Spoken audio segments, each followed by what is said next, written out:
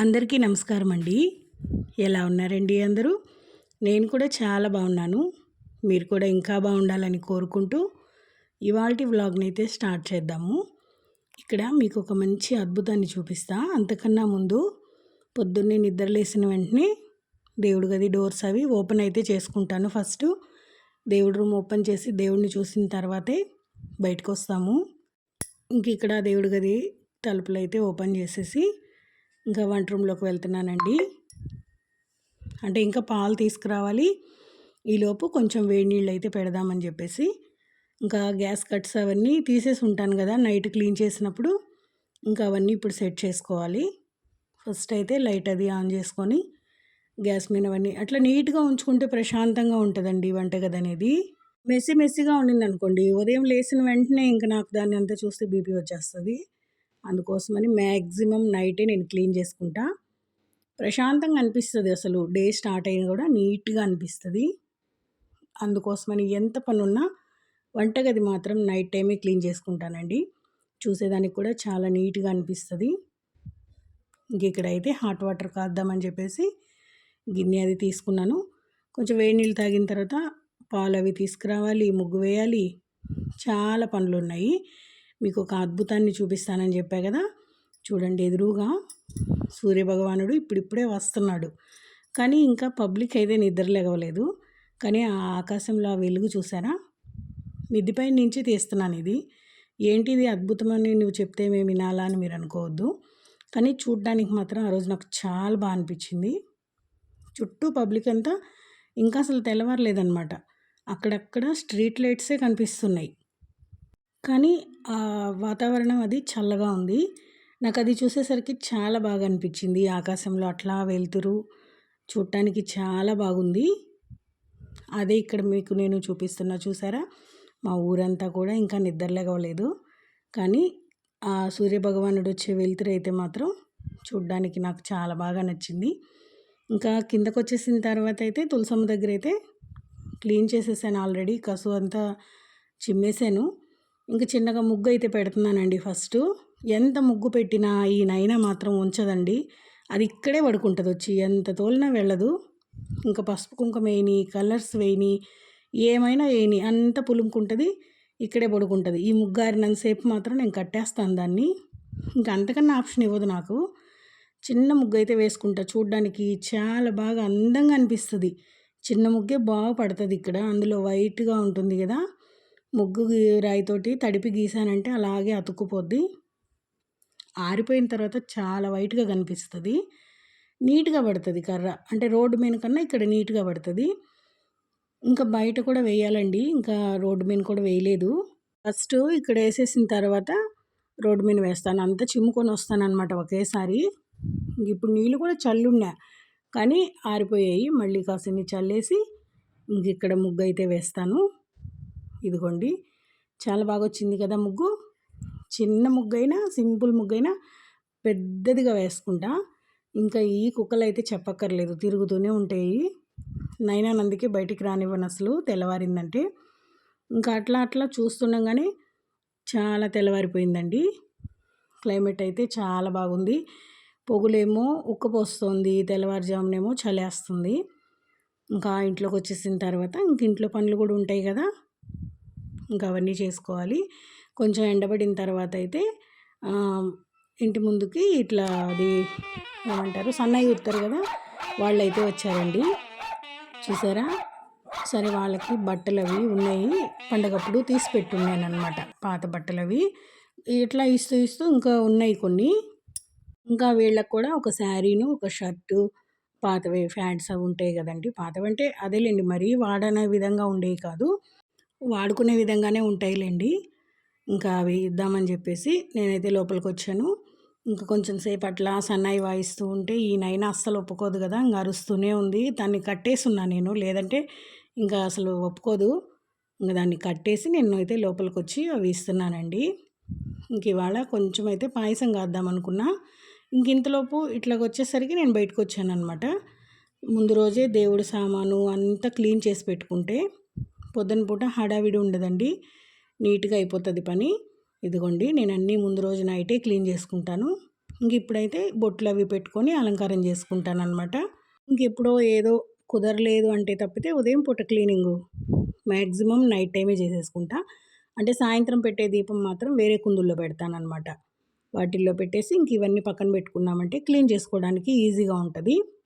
ఇంక ఇప్పుడైతే ఇవన్నీ బొట్లవి పెట్టేసుకొని నీట్‌గా అలంకారం అయితే చేసుకుంటున్నా. ఇంకా స్వామికి నైవేద్యం కింద పెడదామని చెప్పేసి కొంచెం పాయసం అయితే కాద్దాం అనుకుంటున్నానండి. ఇంక ఇంట్లో కూడా ఉంటుంది. స్వామికి నైవేద్యం పెట్టడానికి ఉంటుందని చెప్పేసి ఒక పక్క సబ్బియ్యం అయితే నానబెట్టున్నా. ఇన్ని రోజులు నాకు తెలియని విషయం అయితే ఒకటి తెలుసుకున్నాను నేను. చెప్తా అది ఇప్పుడు మీకేంటనేది. ఫస్ట్ అయితే ఇవన్నీ సర్దేసి వస్తాను. నేనెప్పుడు పాయసం చేసినా డైరెక్ట్‌గా సబ్బియ్యం వేసేసి, నీళ్లు వేసేసి, క్లీన్ చేసి కడిగేసి గ్యాస్ మీద పెట్టేస్తా. అవి అడుగంటుతా ఉంటాయి. నాకు అర్థమే కాదు ఎందుకివి అడుగంటుతున్నాయా? ఎందుకివి అడుగంటుతున్నాయా అని. ఈరోజు ఏమైందంటే నానబెట్టాను కదా కడిగేసి, అవి ఉడకబెట్టినప్పుడు అడుగంటట్లేదనమాట. స్టీల్ గిన్నెలో పెట్టినా కూడా అడుగంటలేదు. ఓహో! నానితే అడుగంటవేమో, నేను ఇన్ని రోజులు నానబెట్టకుండా వేస్తున్నా కదా! అందుకని అడుగంటుతున్నాయేమోనని ఏదైనా ఎక్స్‌పీరియన్స్‌తోనే తెలుస్తది కదా! అలాగే ఈరోజైతే నేను అది తెలుసుకున్నా. ఇంకొకటేంటంటే ఇక్కడ సేమియా వచ్చేసి గోల్డెన్ బ్రౌన్‌లో రోస్ట్ అయితే చేసుకోవాలి. అప్పుడే అవి స్టిక్కీగా అవ్వకుండా ఉంటాయి. ఎందుకంటే ఎక్కువ వేయకూడదు. ఎక్కువేస్తే చిక్కగా అయిపోతది పాయసం అనేది.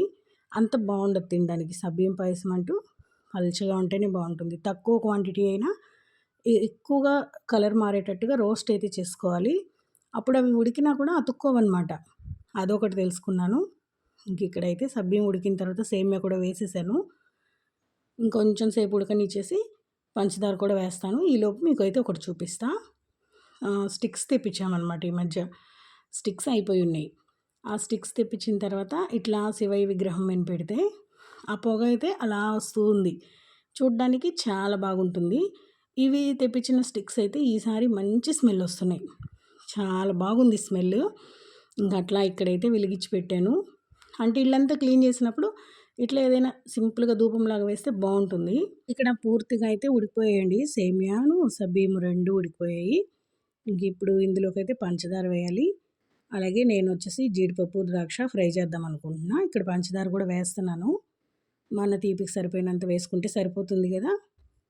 ఇంక ఇక్కడైతే వేసేసిన తర్వాత కొంచెం నెయ్యి వేసి ఇవైతే ఫ్రై చేస్తున్నా. మీరు అనుకోవచ్చు వాటి మొహానికి నెయ్యి చూపించినట్టున్నాను అంతే అని. మేము అంతేనండి, నెయ్యి ఎక్కువ తినము. వీటిల్లో కూడా దేవి పక్కనేసేస్తాననమాట. ఇదంతా ఎత్తి వేసేయను. చాలా తక్కువ వాటిలో ఫ్రై చేస్తా. అట్లాగుంటేనే తింటారు కూడా. ఇంకా ఇవి కూడా వేగిపోయాయి. అది కూడా పంచదార అంతా కరిగిపోయి ఉడికిపోయింది. ఇంక ఇక్కడ ఇవైతే వేసేస్తున్నాననమాట. చూస్తారుగా మీరు. ఇంతేనండి, ఎప్పుడు వేసినా ఇంతే. ఇంకా ఇది ఉడికిపోయిన తర్వాత స్టవ్ ఆఫ్ చేసేసి ఒక గ్యాస్ మీద అయితే పాలు పెడుతున్నాను. పాలు అయితే వేడి చేసుకోవాలి. కొంచెం వేడి చేసిన తర్వాత అప్పుడు వేసేస్తా దీంట్లో. ఇదిగోండి పాలు కూడా బాగా కాగాయి ఆల్రెడీ. ఇది సెకండ్ టైము. కొంచెం పొంగొచ్చిన తర్వాత వేసేసుకున్నామంటే టేస్ట్ చాలా బాగుంటుంది. ఇంక ఈ పాలు వేసేసిన తర్వాత ఏముందండి, కొంచెంసేపు అట్లా కలిపేసి ఒక గిన్నెలోకి అయితే తీసుకొని నైవేద్యం పెట్టేసి దీపారాధన అయితే చేసేసుకున్నాను. ఇంక ఇవాళ వంట విషయానికి వచ్చేసరికి ఇంట్లో చింతకాయ తొక్కు ఉందన్నమాట. చాలా రోజులైంది చింతకాయ తొక్కు పచ్చడి దంచి. ఇంకా పచ్చిమిరపకాయలు వేసి చింతకాయ తొక్కు ఉప్పు వేసి మిక్సీకి పెట్టా ఫస్ట్. అంటే నేను పెద్దగా దంచను కదా. ఇంక ఇక్కడ తిరగమాతకు పెడుతున్నది. ఇదిగోండి పచ్చిమిరపకాయలు వేసి మిక్సీకి పట్టింది ఇది. ఇదంతా ఇంకా ఇప్పుడు వాటర్ ఏమి వేయలేదన్నమాట. ఇప్పుడు నేను ఇందాక పోపుకు పెట్టాను కదా, అదంతా ఇప్పుడు దీంట్లో వేసి కలిపి బాగా వేగనిస్తాను. టేస్ట్ అయితే చాలా బాగుంటుంది. చాలా రోజులైంది చేసుకొని. కొంచెం చింతకాయ తొక్కుంటే ఇట్లా చేస్తున్నా. ఇంక ఇవన్నీ పోపులు ఎక్కువ వేసుకుంటే తినేటప్పుడు బాగుంటుంది. కరివేపాకు, ఆవాలు, జీలకర్ర, తెల్లగడ్డ, ఎండుమిర్చి, పచ్చెనపప్పు, మినపప్పు అవైతే వేసాను. ఇంగువ కూడా కొంచెం వేసాను. ఇంక ఇప్పుడు అయితే బాగా వేగిన తర్వాత ఈ మిక్సీ జార్లో ఉండే మిశ్రమం అంతా ఇందులో వేసేస్తా. ఈ నూనె అంతా అది పీల్చుకునేదాక వేయిస్తానన్నమాట. చాలా ఈజీ ప్రాసెసే. ఎక్కువ రోజులు స్టాక్ కూడా ఉంటుందన్నమాట. ఫ్రిడ్జ్లో పెట్టుకుంటే ఇడ్లీలోకి, దోసలోకి, వేడి వేడి అన్నంలోకి చాలా బాగుంటుంది. ఎప్పుడైనా ఇట్లాంటివి ఉంటే ఏంటంటే సడన్గా మనము పచ్చళ్ళు అవి చేసుకోకుండా స్పేర్ ఉంటాయి. ఇంక ఇది బాగా వేగితే తినేటప్పుడు అక్కడక్కడ పప్పులు తగులుతూ కరకర అంటూ బాగుంటాయి. ఈ ఎండుమిర్చి కూడా టేస్ట్ బాగుంటుంది, తినేయచ్చు, అన్నం ముద్దలకు పెట్టుకొని తినేయచ్చు. ఇంకా దీంట్లో ప్రత్యేకంగా ఉప్పు పసుపు అనేది ఏం వేయక్కర్లేదండి, దంచి పెట్టుకునేటప్పుడే వేసుకుంటాం కాబట్టి అవే సరిపోతాయి. ఎండుమిర్చి కూడా వేస్ట్ చేసుకుంటారు, నేనైతే ఇప్పుడు పచ్చిమిర్చి వేస్ట్ చేశాను. ఇంక దీన్నంతా ఈ వేసిన నూనెంతా ఇది పీల్చేసుకొని గట్టిపడి మళ్ళీ నూనె అంతా పైకి తేలేటట్టుగా బాగా వేయిస్తానన్నమాట. ఇంకా దీంట్లో కాంబినేషన్గా అరటికాయ ఉంది, అరటికాయ తాళింపు చేస్తా. అరటికాయ మాకు తెలియదని మీరు అనుకోవచ్చు, కూర అరటికాయ పచ్చిది, అది తాళింపు చేస్తాను. చాలామందికి తెలియని వాళ్ళకి ఎవరికైనా ఉపయోగపడవచ్చు. ఇంక ఇవాళ ఈ చట్నీ తాళింపు ఉంటుంది. అలాగే ఎలాగో మజ్జిగ అయితే చిలికేస్తున్నాను కాబట్టి సరిపోతాయి. ఇదంతా బాగా పీల్చుకునేంత వరకు అయితే ఫ్రై చేసుకోవాలి, అడుగంటుకోకుండా. అప్పటికే రైస్ కూడా పెట్టున్నానులేండి, అటు ఇటుగా వంట టైమే అయిపోయింది. ఇంక ఇది కొంచెం దగ్గరుండి వేయించుకోవాలి, లేదంటే అడుగు మాడిపోతుంది, చెక్కు కట్టేసినట్టు అయిపోతుంది, అస్సలు బాగుండదు. ఇట్లా బాగా నేను వేసిన ఆయిల్ అంతా పీల్చేసింది, గమనించారా మీరు? టేస్ట్ అయితే సూపర్గా ఉంటుందండి, వేడి వేడి అన్నంలోకి ఎక్కువ బాగుంటుంది దీని టేస్ట్. పప్పుల్స్లో నంచుకోవడానికి కూడా బాగుంటుంది. ఇదిగోండి ఎంత కలర్ఫుల్గా ఉందో కదా. ఇంక కొంచెం సేపు ఆగిన తర్వాత స్టవ్ ఆఫ్ చేసేస్తాను, చల్లారిపోయిన తర్వాత డబ్బాలోకి తీసుకుంటాను.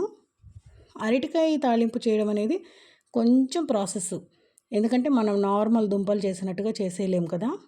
ఫస్ట్ అరటికాయని కోయాలంటే వాటర్లో కొంచెం పాలు కానీ లేదా మజ్జిగ కానీ వేసుకోవాలి, ఎందుకంటే అరటికాయలు గెరిపోయినాయి అంటారు కదా, నల్లగా అయిపోతాయి అన్నమాట తొందరగా. ఇది ముందు రెడీ చేసి పెట్టుకున్న తర్వాత ఈ అరటికాయని తొక్కు తీసేసుకుందాం, మొత్తం పీల్ ఆఫ్ చేసేసుకొని నీట్గా దాంట్లో ఒకసారి అలా తడిపేసి ఇప్పుడైతే ముక్కలు కోసేసుకుందాం. మనకి ఎంతెంత పీసెస్ కావాలో అంతంత పీసెస్ కింద ముక్కలు అయితే కోసుకుంటే డెడ్ ఈజీ అండి చేయడం. కర్రీ కూడా చాలా బాగుంటుంది. ఈసారి ఎప్పుడైనా నేను కర్రీ చేసి చూపిస్తా, బట్ ఇప్పుడైతే తాళింపు మాత్రమే చేస్తున్నాను. కొంచెం పచ్చెనపప్పు, ఆవాలు, జీలకర్ర, మినపప్పు, కరివేపాకు ఇవి వేసుకుంటే టేస్ట్ బాగుంటుంది. నేను ఎర్రగడ్డ వేయట్లేదండి ఇక్కడ. ఇంక ఇవి కొంచెం వేగిన తర్వాత ఈ ముక్కలు ఎత్తి ఇందులో వేసేస్తున్నాను. ఈ ముక్కలు వేసేసి కొంచెం అట్లా తిప్పేసిన తర్వాత కొంచెం ఉప్పు పసుపు వేసేద్దాం దీనిపైన. వితిన్ సెకండ్స్లో తాళింపు అయితే మగ్గిపోతుందండి, టేస్ట్ చాలా బాగుంటుంది. పిల్లలకి క్యారేజెస్లోకి లంచ్ బాక్సుల్లోకి ఫాస్ట్గా ఏ రెసిపీస్ ఉంటే ఇది కూడా ఒకటి. తాళింపు అయితే వితిన్ సెకండ్స్లో అయిపోతుంది. ఇదిగోండి కొంచెం ఎక్కువసేపు ఉంచామంటే కొంచెం క్రిస్పీగా క్రంచీగా అవుతాయి. మనకు ఉడికింది కదా అనుకున్నప్పుడు పొడి చల్లేసుకుంటే సరిపోతుంది, మెత్తగా ఉంటాయి. అంతే వేరియేషన్ అయితే. చూసారా, వితిన్ సెకండ్స్లోనే తాళింపు అనేది వేగిపోయింది. ఇప్పుడు కొంచెం సాల్ట్ చల్లుతున్నాను, ఎందుకంటే ఇందాక చల్లింది సరిపోలేదు, అందుకోసం ఇంకొంచెం వేసి. నేను ఒకేసారి వేయలేనండి సాల్ట్ అనేది, చూసుకుంటూ వేస్తాను, మళ్ళీ ఎక్కువైతే ప్రాబ్లం అనేసి. నచ్చిందా అండి వీడియో మీకు? వీడియో నచ్చినట్టయితే లైక్ చేసి షేర్ చేసి సబ్స్క్రైబ్ చేసుకోండి. వీడియో ఎలా ఉంది ఏంటి అనేది కామెంట్ చేయండి. ఫైనల్గా అయితే కొబ్బరి పొడి వేసి చల్లేసి స్టవ్ ఆఫ్ చేసేస్తాను. ఇవాళ మధ్యాహ్నం మా భోజనంలోకి వచ్చేసి చింతకాయ తొక్కు పచ్చడి ఇవేనండి. మళ్ళీ సాయంత్రం ఖచ్చితంగా కర్రీ చేయాలి, సాయంత్రం ఇదే అంటే తినరు, మధ్యాహ్నానికి అడ్జస్ట్ అవ్వడం కష్టం వాళ్ళు పచ్చళ్ళతోటి. ఇవాళకి ఇదేనండి వీడియో, ఉంటానండి, బాయ్ అండి.